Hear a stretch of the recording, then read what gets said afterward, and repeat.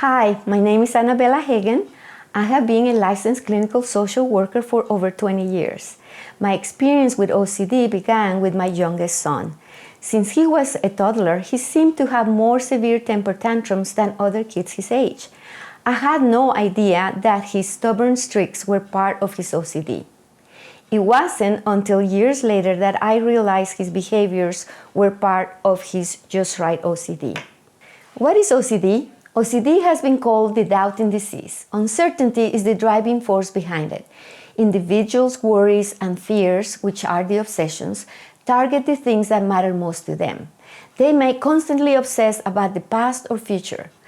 The need to know the consequences of their fears leads them to immerse themselves in repetitive safety behaviors or rituals, which are compulsions, like ruminating or seeking reassurance from others.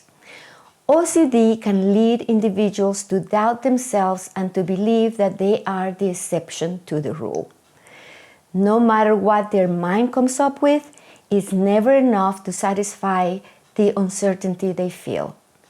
People who struggle with OCD often try to use logic, but they are caught in what feels like a trap. Their incessant doubts can feel unbearable and are often painful. They wish they had the absolute answer and could move on with their life. It's OCD when thoughts are not aligned with the person's values, who the person is or wishes to become. The thoughts they experience are intrusive, disgusting, and unwanted, and tormenting. Because of this conflict, they have a strong urge to get rid of the thoughts in any possible way, only to get frustrated because no matter how hard they try, they still come back. They experience anxiety, guilt, and shame, among other emotions. They often wonder, if I cannot get rid of these thoughts, does that mean I want them? They are distraught by the unpleasant and unwanted intrusive thoughts. It's not OCD when individuals are contemplating behaviors related to their thoughts. They may experience thoughts that are not disturbed by them because they are desirable.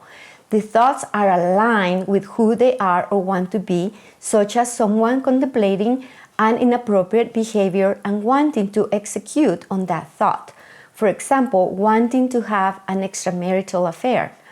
The person may feel distress as they consider the consequences of acting on their thoughts or desires, but they are not feeling overwhelmed by those thoughts or emotions, like individuals who are struggling with OCD. What is scrupulosity OCD? Scrupulosity is, quote, a habitual state of mind that, because of an unreasonable fear of sin, inclines a person to judge certain thoughts or actions as sinful when they are not, or that they are more gravely wrong than they really are. When people are scrupulous, they want to be exact in the way they conduct themselves when it comes to their religion, their morals, or both. And their anxious mind targets the things that matter most to them.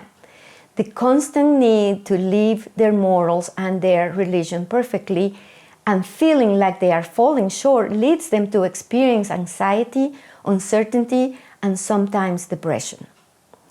Thoughts such as, I know others cannot be perfect, but I know better. Others will be disappointed in me. I should be perfectly obedient. I've been blessed, so God expects more from me. These thoughts may be prevalent in individuals who struggle with scrupulosity OCD. According to the International OCD Foundation, 1 in 100 adults and 1 in 200 children in the US are afflicted with this disorder. OCD is often misunderstood, misdiagnosed, and mistreated. Currently, in Utah, there are very few options for appropriate treatment for OCD, and most are very expensive. I am passionate about being an advocate for OCD awareness and education. As a service to the community, I am offering a free OCD outreach and training workshop for new and experienced clinicians and faith leaders working with underserved populations who struggle with OCD and scrupulosity. My hope is to provide an overview of what OCD is and information regarding evidence-based treatment modalities for OCD. My workshop will provide resources for community and faith leaders to turn to, as well as resources for clinicians to learn appropriate OCD treatment.